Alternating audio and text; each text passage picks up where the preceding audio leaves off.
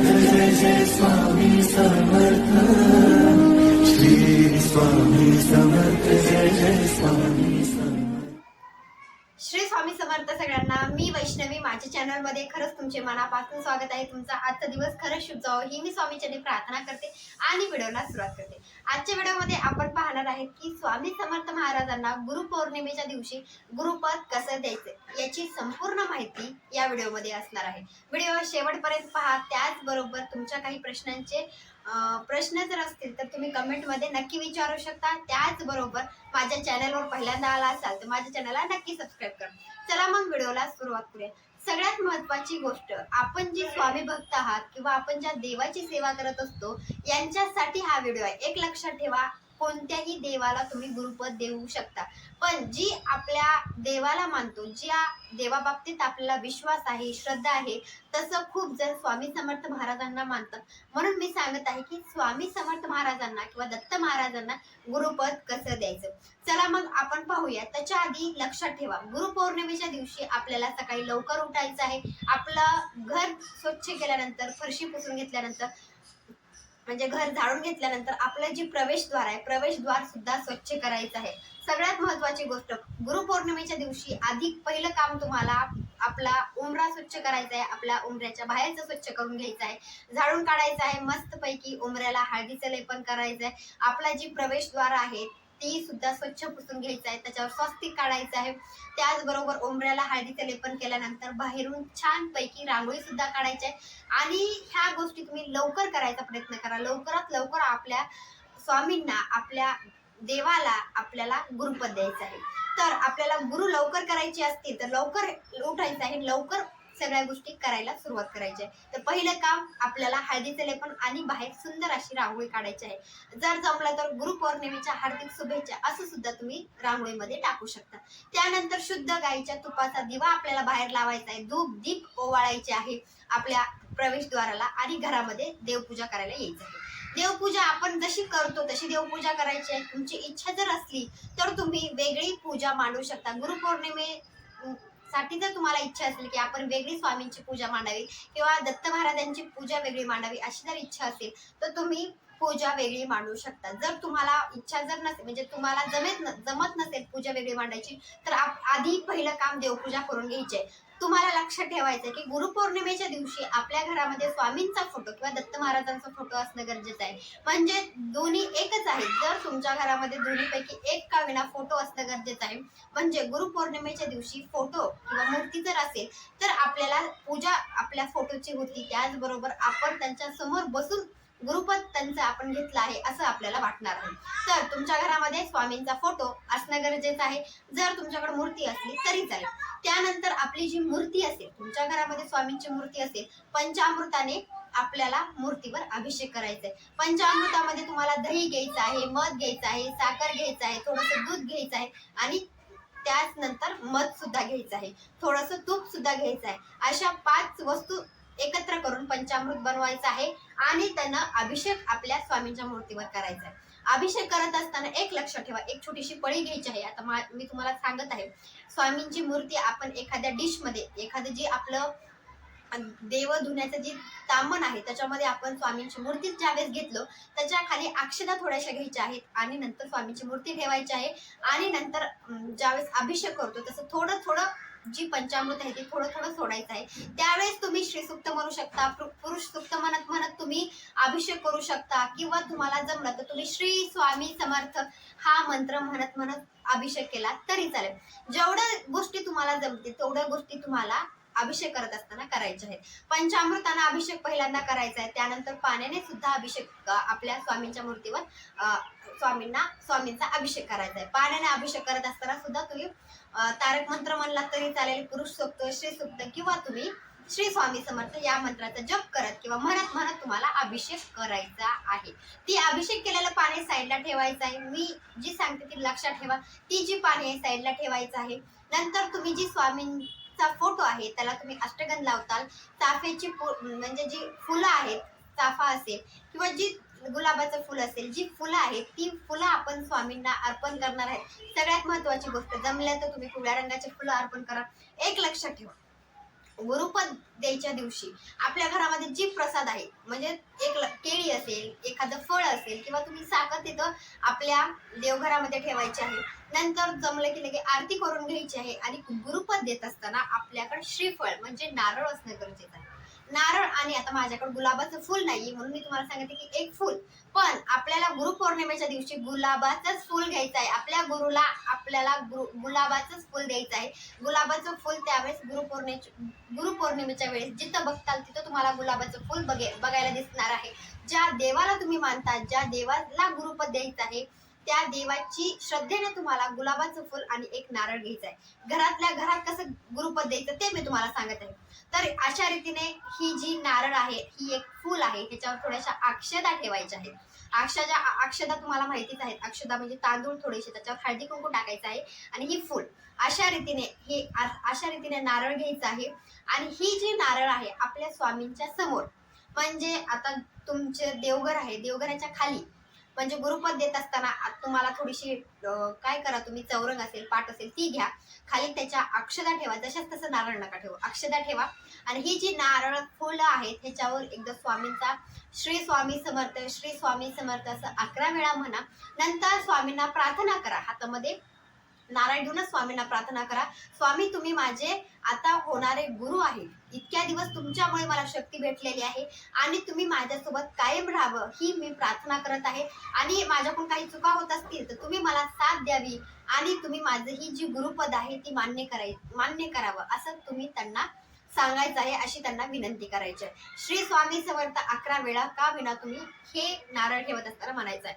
ही नारळ पुन्हा स्वामींच्या समोर जी चौरंग ठेवला आहे, जी पाट ठेवला आहे, त्याच्यावर हे नारळ जशाच तसं ठेवायचं आहे. अशा रीतीने हे झालं गुरुपद देणं घरातल्या घरात.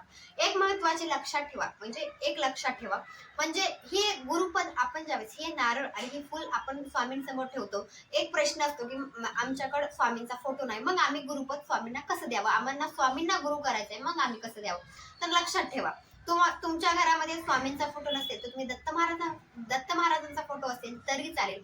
कारण की जी आपण देवाला मानत असतो ती देव एकच आहे. फक्त आपल्या मनामध्ये जी मंत्र आहे किंवा आपल्याला त्यांच्याबद्दल जेवढी भावना वाटत असते ती आपल्या मनात असणं गरजेचं आहे.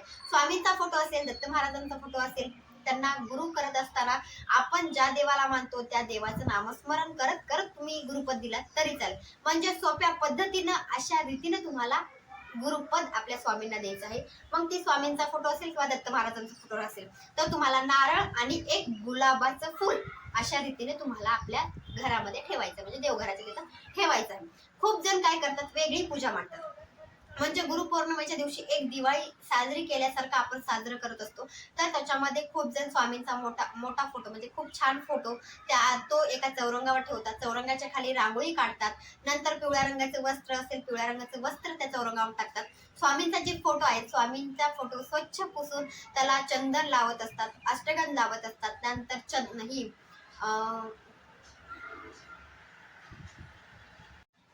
पुन्हा स्वामींच्या फोटोला अत्तर लावतात. त्यानंतर स्वामींचा फोटो आपल्या चौरंगावर ठेवतात. चौरंगावर फोटो ठेवत असताना अक्षदा त्याच्या खाली ठेवतात. मग फोटो ठेवतात. फोटो ठेवल्यानंतर स्वामींना छान असा हार घालतात. जर तुमच्याकडे मूर्ती असेल तर स्वामींच्या फोटोच्या समोर तुम्ही मूर्ती अभिषेक करून ठेवतात. नंतर अभिषेक केलेल्या मूर्तीवर छानपैकी अष्टगंध, अक्षदा, त्यानंतर फुलं आपण अर्पण करत असतो. पुन्हा केळी साईडला ठेवत असतो किंवा जी फळं असतील ती फळं आपण साईडला ठेवत असतो. म्हणजे जसं 11 गुरुवारला तुम्ही जशी पूजा करतो तशी. त्यानंतर गणपतीची स्थापना आपण त्या ठिकाणी करत असतो. 2 पानं विड्याची एकत्र करतो. जी आपल्या देवघरामध्ये गणपतीची मूर्ती आहे ती गणपतीची मूर्ती आपण साईडला ठेवतो आणि छानपैकी तिथं श्रीयंत्र असेल श्रीयंत्र, गजलक्ष्मी असेल गजलक्ष्मी दोन्ही साईडला ठेवतो. आणि गुरुपद देत असताना जी आपलं नारळ आहे किंवा ही जी फुल ठेवलं मी, म्हणजे जी गुलाबाचं फुल आहे ती त्या पूजेच्या तिथे ठेवतात. म्हणजे वेगळी पूजा सुद्धा खूप जण गुरुपौर्णिमेच्या दिवशी मांडतात. जमलं तर तुम्ही सुद्धा वेगळी पूजा अशा रीतीने मांडू शकता. नंतर साईडला रांगोळी काढणं ह्या गोष्टी केल्या जातात. आणि त्या ठिकाणी सकाळी जी आपण केलेलं आहे दूध असेल, चहा असेल ती स्वामींना दाखवतात. म्हणजे सुरुवात ही आपली स्वामीपासूनच आपण करायला सुरुवात करतो. त्या दिवशी एक लक्षात ठेवा, अशा रीतीने गुरुपद दिलं की एक गोष्ट आणखी महत्वाची आहे की तुम्ही जी नारळ आणि फूल जे आहे जी तुम्ही तुमच्या घरामध्ये ठेवलेला आहे ती जी नारळ आणि फूल जी आहे ती तुम्ही स्वामी केंद्रामध्ये जाऊन घेऊन जाऊ शकतो, किंवा तुम्ही दुसरं घेऊन गेलात तरी चालेल. म्हणजे सकाळी लवकर उठून आपल्याला स्वामी केंद्रात जाता येत नाही, म्हणून तुम्ही घरातल्या घरात गुरुपद अशा रीतीने देतात. ते फूल ते नारळ आपण आपल्या स्वामी केंद्रामध्ये दत्त महाराजांच्या मंदिरात गेलात तरी चालेल. तर त्या ठिकाणी जाऊन हे नारळ आपल्या स्वामी केंद्रामध्ये स्वामींसमोर ठेवायचं आहे. त्या ठिकाणी सुद्धा तीच प्रार्थना करायची आहे. म्हणजे एक लक्षात ठेवा, जी गुरुपद घरी दिलेलं आहे ती साध्या पद्धतीने दिलेलं आहे. त्यानंतर तुम्ही केंद्रामध्ये ती नारळ घेऊन गेलात तरी चालेल, किंवा तुम्ही दुसरं नारळ घेऊन गेलात तरी चालेल. पण लक्षात ठेवा, गुरुपौर्णिमेच्या दिवशी आपल्याला स्वामी केंद्रामध्ये जायचंच आहे, किंवा दत्त महाराज तुमच्या गावात स्वामी केंद्र नसेल तर दत्त महाराजांच्या मंदिरात का होईना तुम्हाला त्या दिवशी जायचं आहे. दिवसभरातून किंवा तुम्हाला रात्र झाली तरी चालेल, पण चुकायचं नाहीये. स्वामी केंद्रात जायचं आहे किंवा दत्त महाराजांच्या मंदिरात जायचंय. आपल्या स्वामींना आपण गुरु करणार आहात, आपण त्यांचं नामस्मरण दिवस रात्र करणार आहात, तरी सुद्धा आपल्याला गुरुपौर्णिमेच्या दिवशी सकाळी झालं सकाळी, रात्री झालं रात्री, तुम्हाला स्वामींची भेट किंवा स्वामींना मुजरा करण्यासाठी केंद्रामध्ये जायचं आहे. आपली ही पूजा मांडणी झाली, आरती झाली, अशा रीतीने गुरुपद घरातल्या घरात द्यायचं आहे. आणि ते झाल्यानंतर स्वामींना मुजरा करायचा, साष्टांग मुजरा आपल्याला करायचा आहे आणि आपलं नामस्मरण तेव्हापासून सुरुवात करायचं. खूप जणांना आणखी एक प्रश्न असतो की आम्ही पाठीमागली म्हणजे मागल्या गुरुपौर्णिमेला, मागल्या वर्षीच्याच गुरुपौर्णिमेला स्वामींना गुरुपद दिले, तरी पण आम्ही गुरुपद द्यायचं का? हा, तुम्हाला तरी सुद्धा गुरुपद द्यायचंय. प्रत्येक वर्षी गुरुपौर्णिमेच्या वेळेस नारळ फुल ठेवून आपल्या गुरूंना आपल्याला एक गुलाबाचं फुल देऊन साष्टांग नमस्कार मुद्रा आपल्या स्वामींना करायचा आहे. आणि त्या दिवशी तुम्हाला 11 माळी जप हा आपल्याला 11 माळी जप स्वामींच्या मंत्राचा करायचा आहे. लक्षात ठेवा, तुम्ही नवीन गुरुपद म्हणजे पहिल्यांदा गुरुपद घेत असाल तरी सुद्धा तुम्हाला 11 माळी जप करायचाच आहे. श्री स्वामी समर्थ, श्री स्वामी समर्थ असं म्हणत म्हणत तुम्हाला 11 माळी जपमाळेवर करायचं आहे.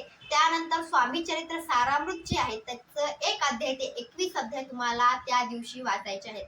लक्षात ठेवा, गुरुपौर्णिमेच्या दिवशी आपल्याला गुरुपद घेतल्यानंतर तुम्हाला स्वामी चरित्राचे 1 अध्याय ते 21 अध्याय वाचायचे आहेत. स्वामींना विनंती करत असताना मी तुमचे ही जी स्वामी चरित्र आहे त्याचे रोजची रोज जमेल तसे अध्याय वाचण्याचा प्रयत्न करेल असं सुद्धा तुम्हाला म्हणायचं आहे. जी तुमच्या घरामध्ये तुम्ही प्रसादाला खूप जण पुरणपोळी करतात, चपाती भाजी जी बनवली आहे त्याचं पहिलं काम जी करायचं आहे की पहिलं जी नैवेद्याचं ताट आपल्या स्वामींना म्हणजे पहिलं ताट जे आहे जेवायचं ते आपल्या स्वामींना दाखवायचं आहे. नंतर तुम्ही जेवण करायचंय. गुरुपौर्णिमेच्या दिवशी खूप जण आपल्या गुरूंसाठी उपवास धरतात.